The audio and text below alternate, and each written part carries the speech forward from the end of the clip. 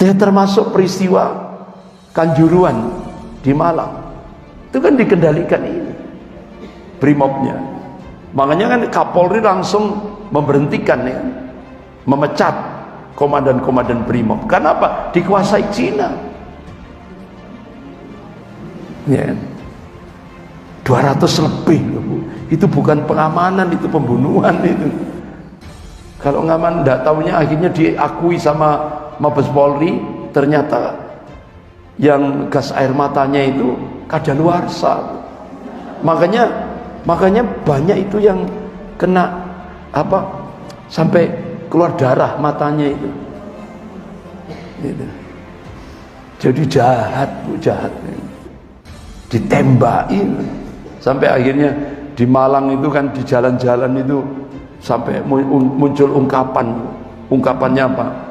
Coba ayahmu, ibumu, anakmu, saudaramu kamu tembak dengan gas air mata, bagaimana kesedihanmu. Jadi nyawa di Indonesia ini murah sekali.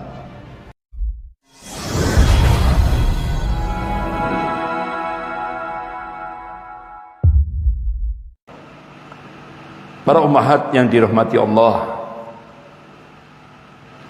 tema yang kita bahas pada pagi hari ini adalah amar ma'ruf nahi mungkar di era digital. Ada sebuah buku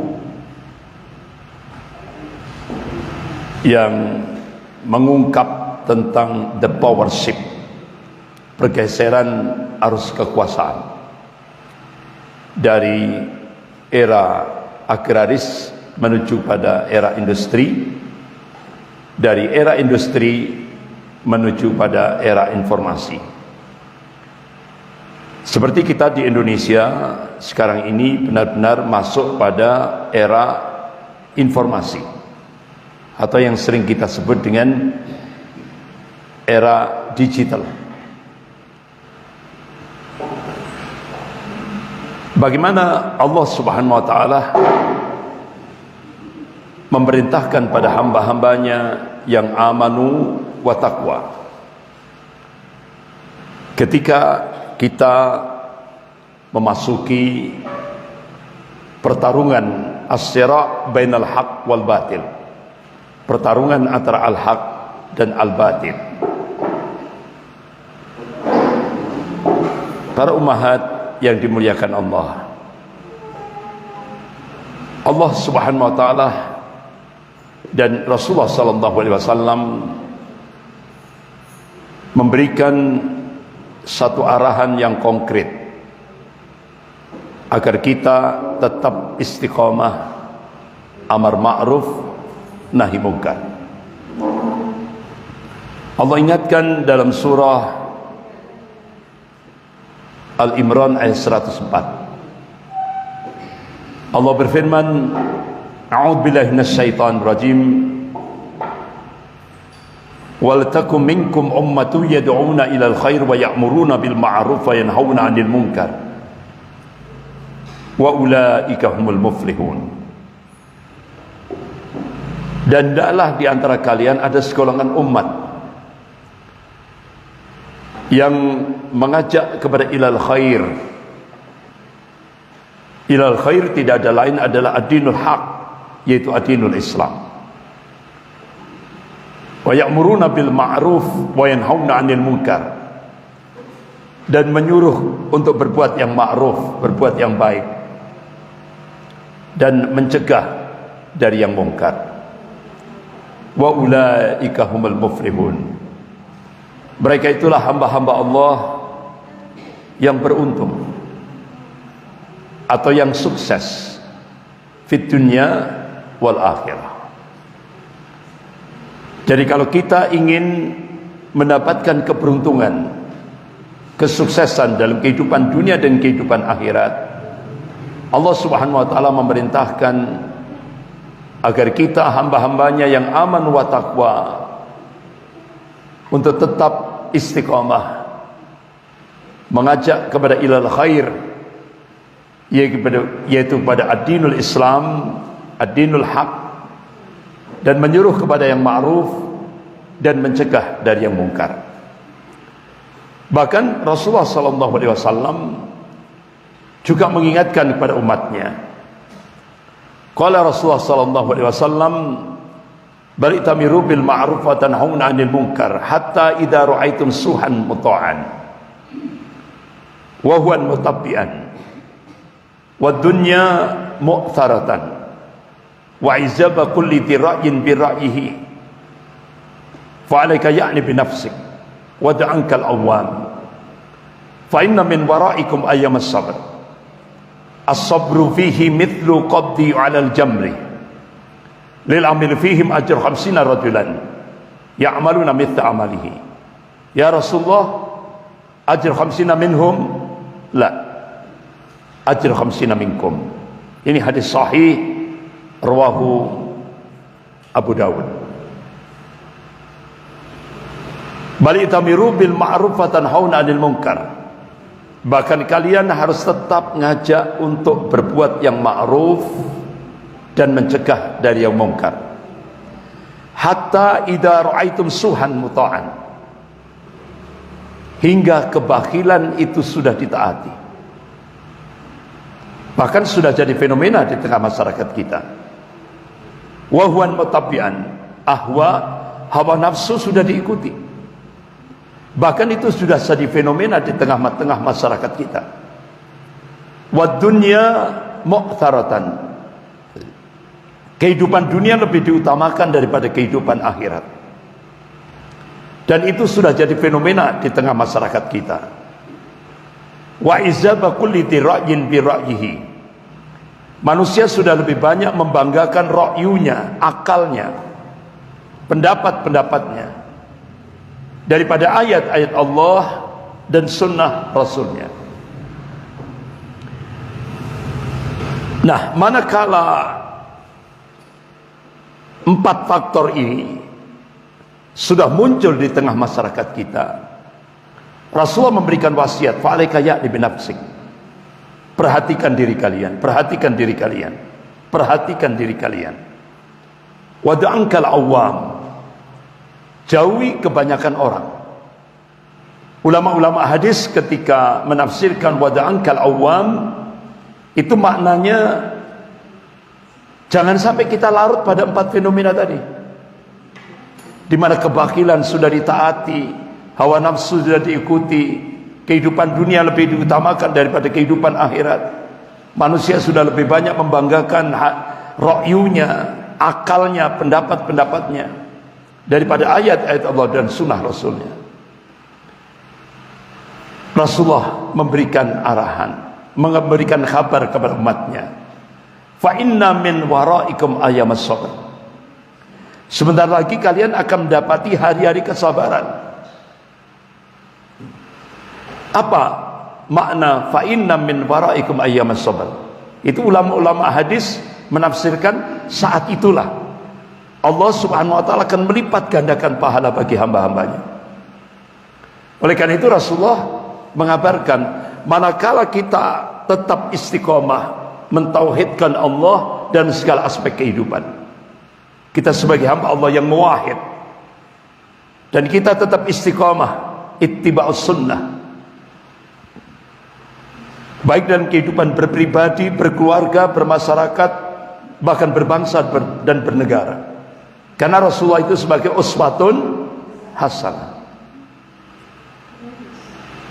Kalau kita tetap mau hidup seperti itu, Rasulullah memberikan kabar, hidupmu nanti seperti al-qabidu ala jamri, bagaikan memegang bara api. Kalau kita tetap istiqamah mentauhidkan Allah, ittiba'us sunnah, dan amar ma'ruf nahi mungkar, hidup kita itu seperti memegang bara api. Itu bahasa kinayah, kiasan. Apa maknanya? Tantangan yang kita hadapi berat, rintangannya banyak, ya kan? Musuhnya juga banyak.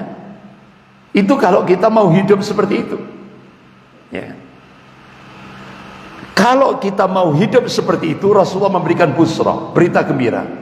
Apa?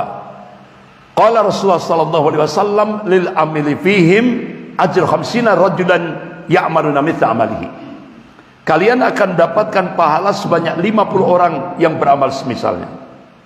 Sahabat tanya, "Ya Rasulullah, ajr 50 minhum?" Apakah yang kau maksudkan dari kalangan mereka? La, tidak. Ajr 50 minkum, dari kalian. Masya Allah, luar biasa ini. Jadi ini hadis sahih rawahu Abu Dawud. Artinya apa? Kalau kita tetap dalam menjalani kehidupan di buminya Allah, di dunia ini, kita tetap istiqomah mentauhidkan Allah, kita campakkan segala macam bentuk kesyirikan, kita tetap ittiba'us sunnah, kita campakkan kebid'ahan, terlebih dalam beribadah kepada Allah, kita tetap tegakkan amar ma'ruf nahi mungkar, mulai dari ibda' binafsih, mulai dari diri kita, keluarga kita, lingkungan kita, masyarakat kita, bahkan sampai dalam kehidupan berbangsa dan bernegara. Rasulullah memberikan kabar, Allah akan memberikan pahala sebanyak 50 amalan sahabat Rasulullah sallallahu alaihi wasallam. Berarti luar biasa ya. Seperti 50 amalan sahabat. Padahal satu sisi Rasulullah mengabarkan, qala Rasulullah sallallahu alaihi wasallam, khairun nas qarni. Sebaik-baik manusia itu pada masaku, sahabat. Itu sebaik-baik manusia, yang the best. Thumma ladina yalunahum, kemudian sesudahnya sahabat, yaitu tabi'in. Thumma ladina yalunahum, kemudian sesudahnya tabi'ut tabi'in. Selesai. Itu manusia yang terbaik. Tapi kenapa kita umat akhir zaman ini, kalau kita mentauhidkan Allah, istiqomah mentauhidkan Allah, ittiba'us sunnah, amar ma'ruf nahi mungkar, itu nilai pahalanya seperti 50 amalan sahabat Rasulullah sallallahu alaihi wasallam. Masya Allah, berarti kalau itu kita kerjakan, tauhid wasunnah, amar ma'ruf nahi mungkar, itu berarti kita sudah melakukan akselerasi amal soleh, percepatan amal, lompatan amal. Kenapa? Seringkali kan kita diingatkan oleh Rasulullah, rata-rata umur umatku baina sittin wa sab'in, antara 60 sampai 70. Artinya apa? Rasulullah mengingatkan, jangan sekali-kali mengandalkan umur, tidak akan sampai. Makanya Rasulullah memacu kita, memotivasi kita, lakukan lompatan-lompatan amal. Ini salah satunya adalah amar ma'ruf nahi mungkar. Di samping tauhid wasunnah, amar ma'ruf nahi mungkar. Ini ibu-ibu.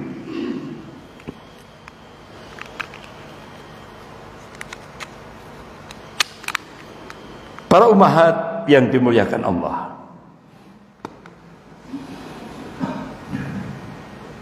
ada model gaya baru, amar ma'ruf nahi mungkar, model baru.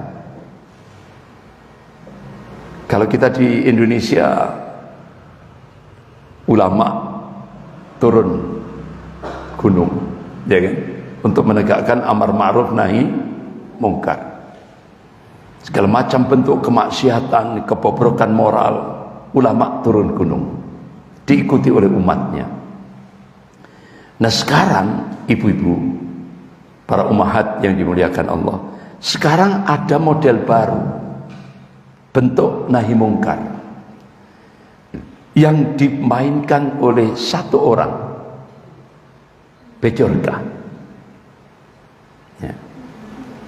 Tapi kan nama Jawanya ya Bejo, bahasa Polandianya Bejorka.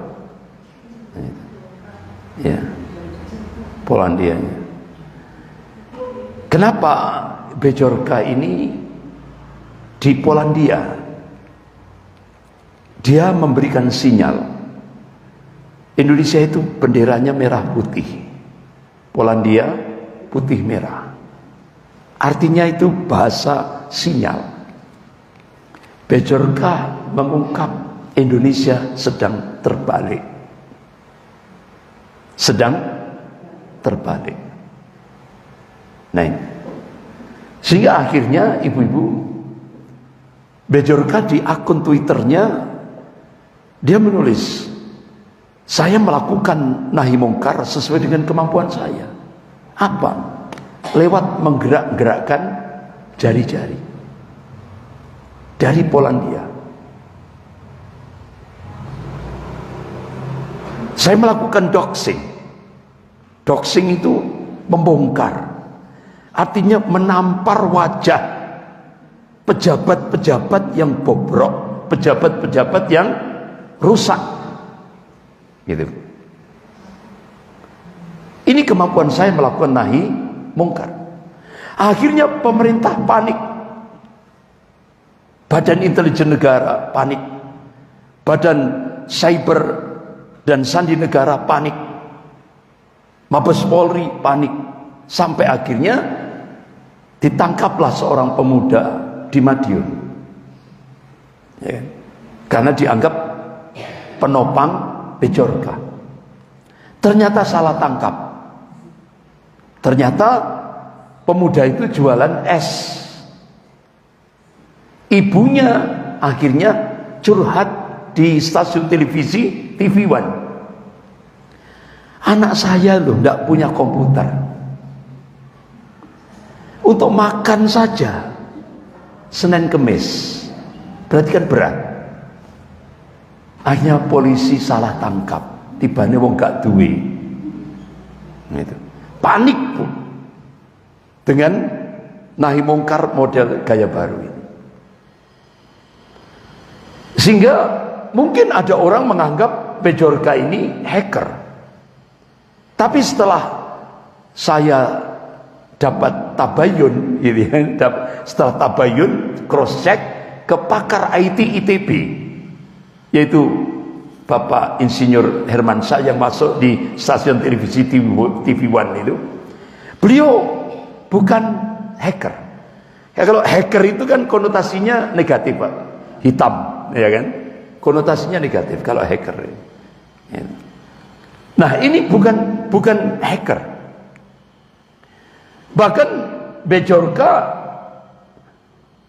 ketika konsultan IT Singapura memberi informasi sesat kepada pemerintah RI, dia memberikan, artinya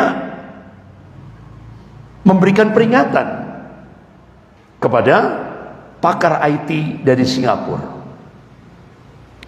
Jadi benar-benar ibu-ibu, Bejorka ini luar biasa. Dia ahli IT. Dia dalam sendirian di Polandia. Tapi bisa bongkar sampai surat-surat resmi yang sangat rahasia milik Pak Jokowi, Presiden Jokowi, bisa dibongkar, diungkap di publik. Luar biasa. Sampai istana goncang, geger. Bahkan pejabat-pejabat yang itu tadi, yang nggak benar dibongkar. Di antaranya Menkom Info, dirjennya Puan Maharani, ketua DPR, kemudian Pak Erick Thohir, kemudian dari Pak Muhdi, habis itu ada lagi Pak Luhut Binsar Panjaitan, ya kan, dibongkar semuanya. Ya. Bahkan sampai buzzer-buzzer istana ini, diantaranya Abu Janda, dibongkar bahwa dia ini memang otak Zionis Yahudi. Kan dia di Yerusalem berdoa di tembok ratapan dengan bersama orang-orang Yahudi. Dibongkar sama Bejorka. Bahkan Ade Armando, Rudi Kamri, kemudian Denny Siregar, Habib Kribu, kemudian yang terakhir Eko Kuntadi yang melecehkan ustadzah dari pondok pesantren Lirboyo. Dibongkar semuanya. Kamu makan pajaknya umat Islam se-Indonesia, tapi pekerjaanmu mencaci maki Islam, melecehkan Allah, melecehkan Rasulullah. Tidak malu kan gitu. Dibongkar. Jadi dia memberi makan anak dan istrinya dari pajaknya umat Islam, tapi kerjaannya mencaci maki Islam. Dibongkar sama Bejorka. Kalang kabut dia. Begitu juga Jenderal Tito Karnavian, ya kan? Dibongkar. Ini benar-benar nahi mungkar model gaya baru. Bahkan sampai beliau memberikan satu peringatan. Kenapa koruptor di Indonesia dilindungi? Kenapa rakyat dan ulama dikriminalisasi? Kenapa aparat jadi penjahat? Ya model Sambo itu, ya kan? Aparat jadi penjahat. Kenapa penguasa jadi pengusaha? Yang sampai digambarkan dia memeras rakyatnya, sampai digambarkan orangnya besar, terus ada orang kurus krempeng dipelintir, sampai jadi seperti meres baju cucian itu, diperes. Itu gambarannya, bahasa perumpamaannya seperti itu. Tapi anehnya ibu-ibu, begitu membongkar Pak Anies Baswedan, yang dimunculkan prestasi-prestasinya. Kan aneh. Berarti Bejorka ini kita bolo dewi. Allahu Akbar.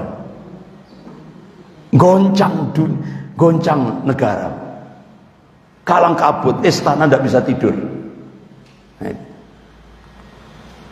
Bahkan bagaimana Jenderal Tito Karnavian, bagaimana Brimob ini artinya apa? Sudah dikuasai oleh Ang Chung Ming. Sehingga makanya ibu lihat sendiri kan, pada saat di depan Bawaslu pada saat Pilpres 2019, ketika rakyat meminta untuk pertanggungjawaban Bawaslu, ya kan, dibantai itu 889 terkena tembakan, pukul, pentungan dan sebagainya. 300 yang ditangkap, diseksa di penjara. 52 orang yang hilang sampai hari ini. Tidak pernah diekspos Jawa Pos, apalagi stasiun televisi. Ini karena yang menguasai Ang Chung Ming, 9 naga. Kalau bahasa sekarang oligarki Cina. Nah, ya, termasuk peristiwa Kanjuruan di Malang, itu kan dikendalikan ini Brimobnya. Makanya kan Kapolri langsung memberhentikan, ya, memecat komandan-komandan Brimob. Kenapa? Dikuasai Cina. Ya, 200 lebih loh, Bu. Itu bukan pengamanan, itu pembunuhan itu. Kalau ngaman tidak tahunya akhirnya diakui sama Mabes Polri, ternyata yang gas air matanya itu kadaluarsa. Makanya banyak itu yang kena apa, sampai keluar darah matanya itu. Jadi jahat, Bu, jahat. Ditembakin sampai akhirnya di Malang itu kan, di jalan-jalan itu sampai muncul ungkapannya apa? Coba ayahmu, ibumu, anakmu, saudaramu kamu tembak dengan gas air mata, bagaimana kesedihanmu, gitu. Ya otomatis, Bu, apalagi gas air mata yang kadaluarsa. Itu yang bukan kadaluarsa saja itu bisa menyesakkan paru-paru, dan itu kalau umpama orang yang kena penyakit jantung ya langsung, Bu, itu. Nah, itu ngeri, Bu, ngeri. Belum lagi 800 lebih petugas KPPS, ya kan, sampai sekarang dipetieskan, tidak ada berita, artinya kejelasan hukum tidak ada. Jadi sekarang di Indonesia itu nyawa itu murah sekali, benar-benar bukan lagi kemanusiaan yang adil dan beradab, tapi kemanusiaan yang biadab. Ini yang kita lihat. Ini pada saat Ang Chung Min sama Jenderal Tito, dia berada di Pusdik Brimob Watu Kosek. Dan akhirnya ibu-ibu yang dimuliakan Allah, terbongkar semuanya. Ternyata siapa yang menciptakan Badan Satgasus Merah Putih? Ternyata Jenderal Tito Karnavian ngangkat Jenderal Sambo memimpin Satuan Tugas Khusus Merah Putih. Istilah Pak Mahfud MD, ada mabes di dalam mabes. Bahkan Habib Rizik Syihab itu sudah memberikan info kepada umat Islam seluruh Indonesia itu 2014. Ada mafia yang ingin menghancurkan negara kesatuan Republik Indonesia ini, ditopang oleh Taipan Cina. Otomatis kalau mafia itu kan geng kejahatan. Ini Habib Rizik Syihab ini mengungkap 2014. Nah kita baru tahu 2022. Habib Rizik Syihab sudah diberikan basirah, ketajaman mata hati oleh Allah. Tapi kita nggak paham apa mafia. Tahunnya 2022 munculnya kasus Sambo. Lebih ngeri lagi ketika asisten rumah tangga Sambo nyanyi. Ternyata di rumahnya ada ruang rahasia, ternyata isinya mayat-mayat yang organ tubuhnya sudah dijual. Kan sadis. Jadi kita masih ingat bagaimana pemilu 2019 ratusan, hampir 800 lebih petugas KPPS meninggal.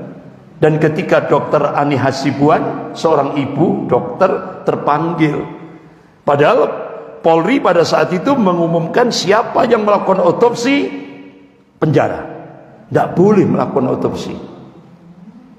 Akhirnya Dr. Ani Hasibuan terpanggil hati nuraninya. Ini 800 lebih petugas KPPS ini manusia, bukan kucing, manusia. Kita harus memberikan penghargaan, menghargai dia sebagai manusia. Akhirnya beliau melakukan otopsi rahasia. Tidak tahunya sampelnya ternyata dibunuh lewat minuman, yaitu pakai arsenik. Seperti Munir itu, arsenik.